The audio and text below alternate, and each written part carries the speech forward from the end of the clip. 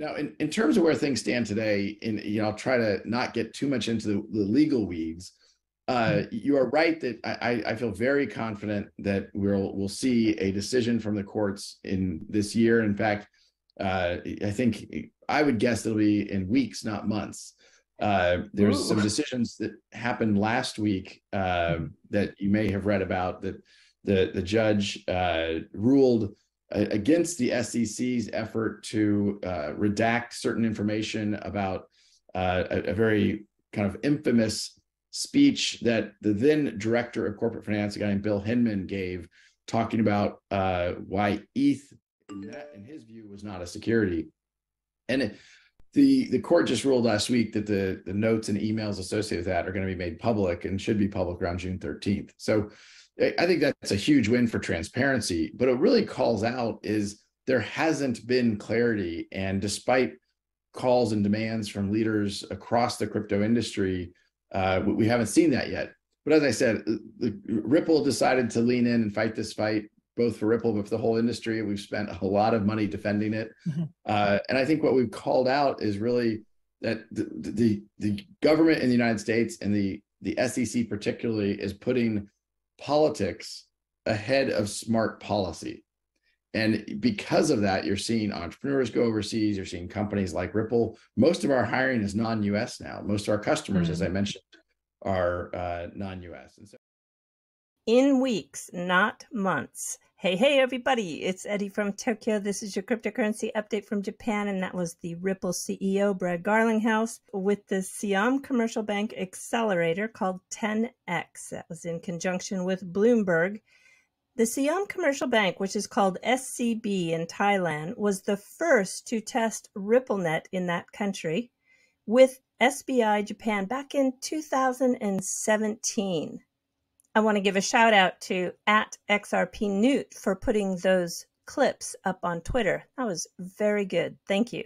I have a video for you today that should get your critical think skills engaged. I'm also going to share with you a prediction and show you something cool, a sneak peek of what's to come for the non-accredited investor. You can study this on my Twitter feed. What you're looking at is the breakdown of costs for a cross-border payment. You can see on the left, this is a payment structure using a traditional model, is running anywhere from $25 to $35 per transfer. You can see how large the nostro vostro expense is. This is what XRP, the digital asset, solves. It gets rid of that. It's this section right here. It's really a large portion of that expense. Here's my point. The remaining cost, operations, claim and treasury management, the compliance, which is your anti-money laundering and know your customer, the FX costs or the foreign exchange, the network management, and the overhead, that would be the employees, all of this is reducing further with artificial intelligence. On the right is using a proprietary payment network. That would be like RippleNet. You can see it's reduced by some 90 to 95%. It comes down to $1 to $2 per transfer. Now, listen to the Ripple partner, Niam, in this clip. I think it's silly for us to think that the cost of cross-border payment should go to zero. There is no free lunch, right? This is something which we've always heard of. But trying to drive a product to zero, so who's going to pay for it? Like, there is a cost of collecting the funds, converting the funds, having a local setup to disburse the funds. All of this costs money. You need office, you need people, you need compliance platforms. When you make something free, you're going to actually take these things out of it. So I think it's very silly for us to think cross-border payments should go to zero. Should they be fair? The answer is right? Like we've got two people who look specifically at Africa as a market. Africa's significantly high cost of payments, but that should be driven down. But I think it's foolhardy for us to think that zero is the right number. Isn't money supposed to move like an email in the Internet of Value? So how do we make it free and support the infrastructure? That is what we should be working on. Now, listen to another Ripple partner who is located in Africa. I work in MFS Africa. I'm leading crypto there. And our DNA of the business has been for so long moving money across the continent, in and out of the continent, and we just are really damn good at doing that. I truly believe that cross-border payments is indeed a race to the bottom in terms of pricing. We're sitting in Nala's office. Nala has a pretty core feature in their app that is a comparison feature, because everyone's kind of just like racing to the bottom in terms of pricing. I'm going out on a limb here. The new gold will be the money-making realities with data. More than ever, artificial intelligence with data and the ethical use of that data is a golden ticket to brand new revenue streams. I predict data will be so valuable that banks and larger MSPs, the money service providers like Neum, will do transfers for free to retain customers in order to grow, use, sell, license their data sets. Yes, coming to a metaverse near you. This next update is the big update for this video, and it comes from the 2023 New Value Report, Crypto Trends in Business Beyond by Ripple. It's about the Palau Stablecoin. After a successful pilot with over 200 citizens, the Republic of Palau is launching their stablecoin pegged to the US dollar, as it is a currency they use leveraging blockchain technology. Palau is going to be able to make secure, anonymous transactions. How about that?